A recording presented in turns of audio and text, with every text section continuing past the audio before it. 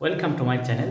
I am Abdus Salam, Assistant Teacher, Rajshahi Collegiate School, Rajshahi, Bangladesh. My dear viewers, you know it very well that my channel is only for learning English grammatical rules, and the objective of my channel is to help you to develop your skill, which can help you to learn English grammatical rules, and all the things will help you to develop the writing skill and speaking skill also. So my dear viewers, আজকে আমি যে ভিডিওটা করতে যাচ্ছি এটা কিন্তু আমাদের এই 2022 সালের প্রথম ভিডিও।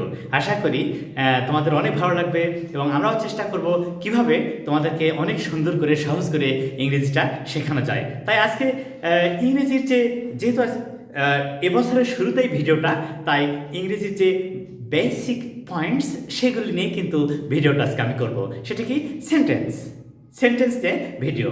তাহলে সেন্টেন্স, আজকের টপিক সেন্টেন্সটা হচ্ছে আমাদের সেন্টেন্স। তাহলে প্রথমে বলবো what is sentence. A sentence is a group of words which expresses a complete sense. A sentence is a group of words which expresses complete sense, অর্থাৎ যে সুবিন্যস্ত পদ সমষ্টি দ্বারা কোনো বিষয়ে বক্তার মনের ভাব সম্পূর্ণরূপে প্রকাশ পায় তাকেই সেন্টেন্স বলে। আচ্ছা, এই ওয়ার্ডসগুলো দেখো তো, school, to, she, regularly, with, you, goes. আচ্ছা, এটা কোনো সেন্টেন্স হলো কি? আসলে এটা কোনো সেন্টেন্সের মধ্যে পড়লো কি? নো। দেখো, school, to, she, regularly, with you, goes, এটা কিছুই না, জাস্ট কিছু ওয়ার্ডসের সমষ্টি, কিন্তু সেন্টেন্স নয়। কিন্তু শুধুমাত্র ওয়ার্ডসের সমষ্টি, এটা কিন্তু সেন্টেন্স না।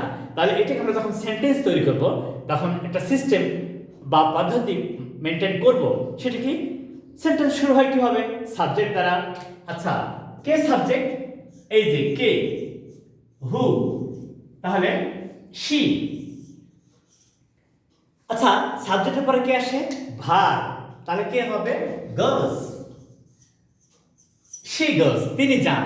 আচ্ছা, উনি কোথায় যান? টু স্কুল, টু স্কুল, তাহলে শি গোজ টু স্কুল, সে স্কুলে যায় বা তিনি স্কুলে যান। কার সাথে?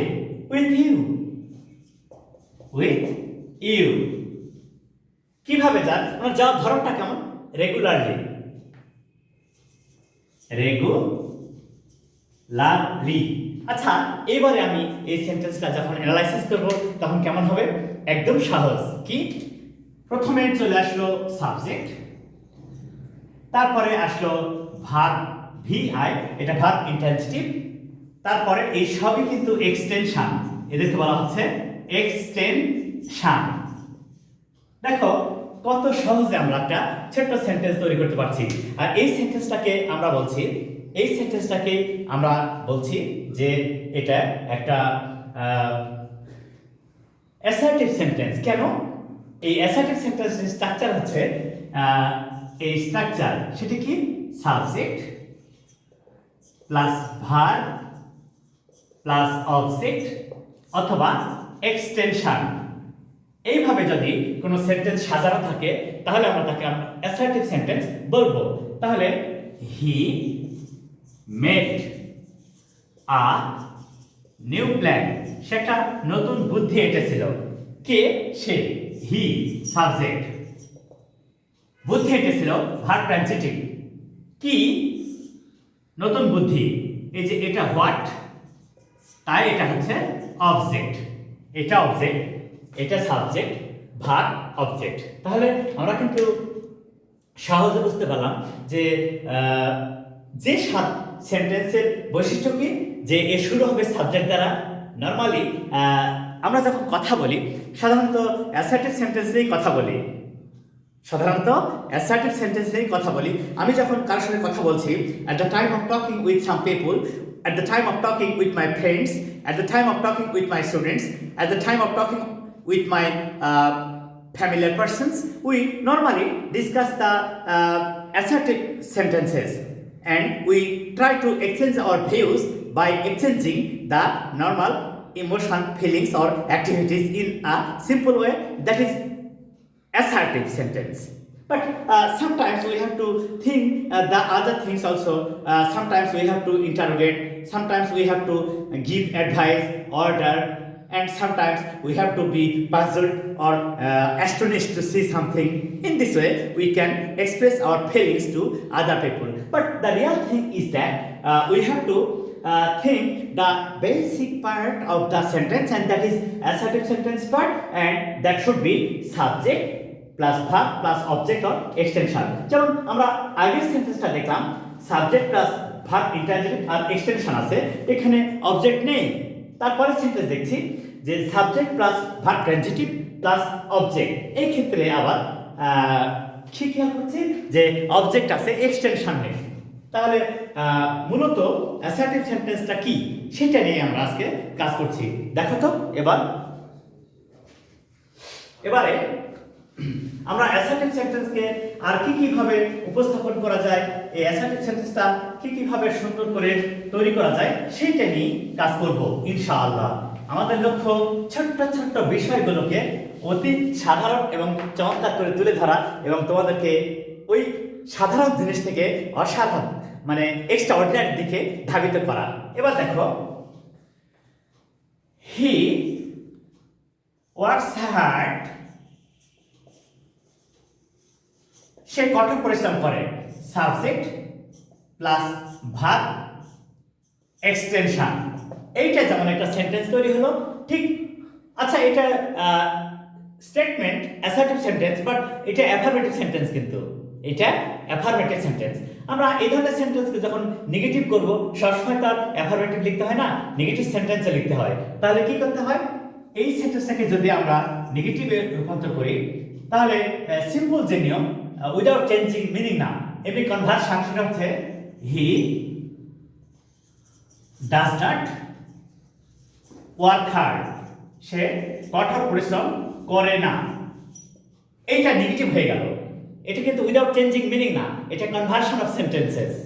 তাহলে আমরা কি শিখলাম, যখন দেখব যে একটা সিম্পল অ্যাসার্টিভ সেন্টেন্সকে নেগেটিভ করতে বলছে, যদি সিম্পল প্রেজেন্ট টেন্স হয় তাহলে সাবজেক্টের পরে ডু নট বা ডাজ নট বসে, ডু নট বা ডাজ নট।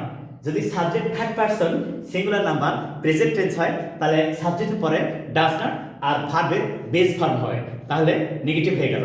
আর এটা যদি প্লুরাল হয়, they help me in many ways, they help me in many ways, তারা বিভিন্নভাবে আমাকে হেল্প করে, তারা বিভিন্নভাবে আমাকে হেল্প করে।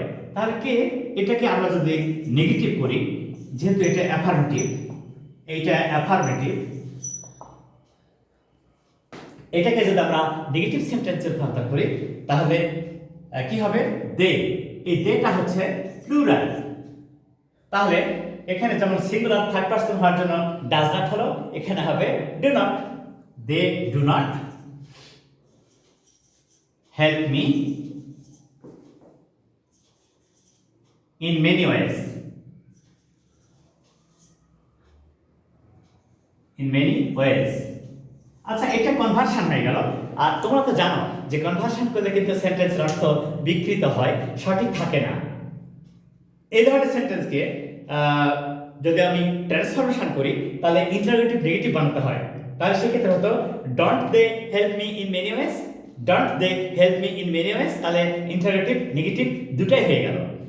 আচ্ছা, তাহলে আমরা প্রাথমিক যে ধারণা যে একটা অ্যাসার্টিভ সেন্টেন্সকে নেগেটিভ করতে দুইটা পদ্ধতি ব্যবহার করি আমরা প্রেজেন্ট টেন্সের ক্ষেত্রে। সেটা কি, subject third person singular number present tense হলে ভার্বের পূর্বে বা সাবজেক্টের পরে ডু নট বা ডাজ নট, আর যদি সাবজেক্ট প্লুরাল হয় তাহলে ডু নট। তাহলে কি শিখলাম, subject third person singular number present tense যদি হয় তাহলে সাবজেক্টের পরে ডাজ নট, আর subject first person second person এবং প্লুরাল নাম্বার যদি হয় তাহলে সাবজেক্টের পরে do not.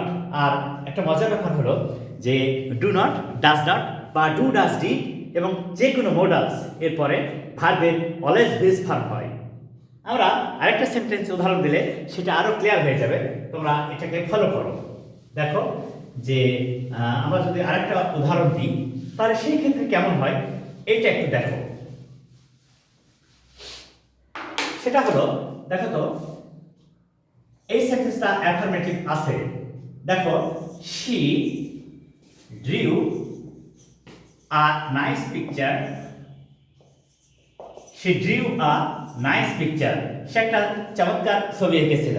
She drew a nice picture. সে একটা চমৎকার ছবি এঁকেছিল। আচ্ছা, এই সেন্টেন্সটাকে যদি আমরা নেগেটিভ করি তাহলে কি হচ্ছে? She did not draw a nice picture. তাহলে অর্থটা নষ্ট হয়ে গেল ঠিকই, কিন্তু সেন্টেন্সটা নেগেটিভ হলো। এটা কনভার্সন এর নিয়ম অনুযায়ী সেন্টেন্সটা নেগেটিভ হলো, কিন্তু অর্থ নষ্ট হয়ে গেল।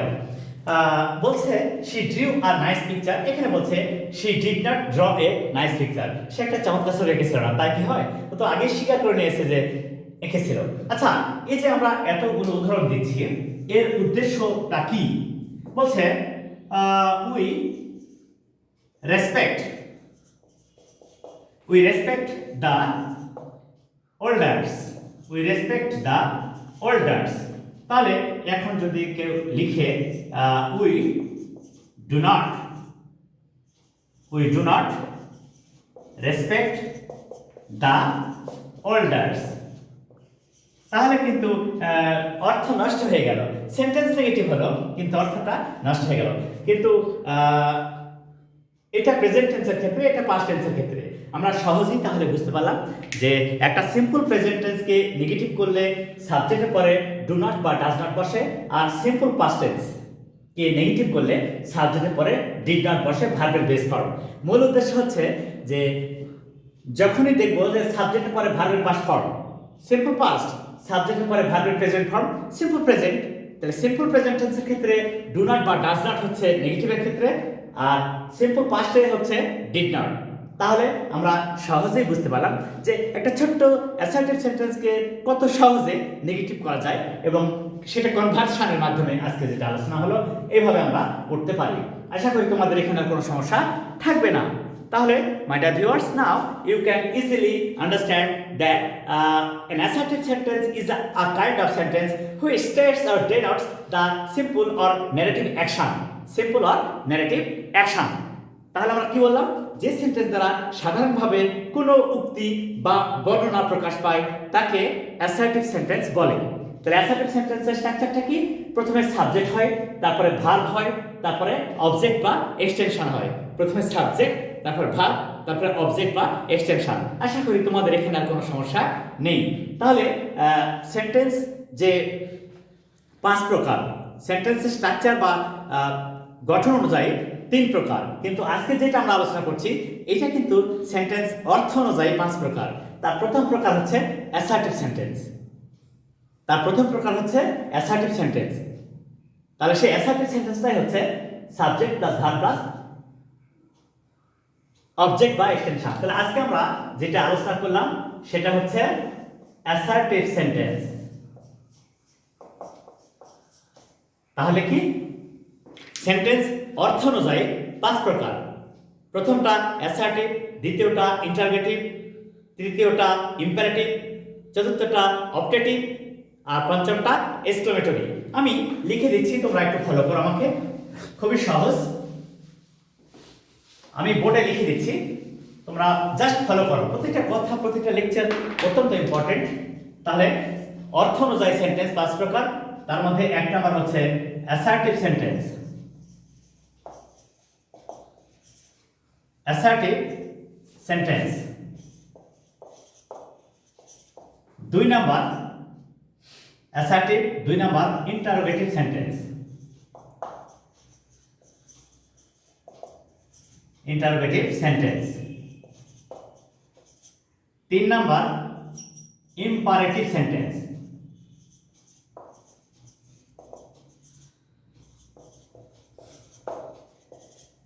4 নাম্বার অবজেক্টিভ সেন্টেন্স। 5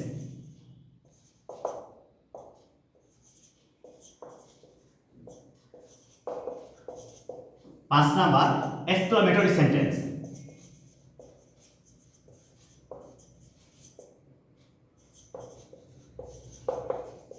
এই আমাদের অর্থ অনুযায়ী সেন্টেন্স 5 প্রকার।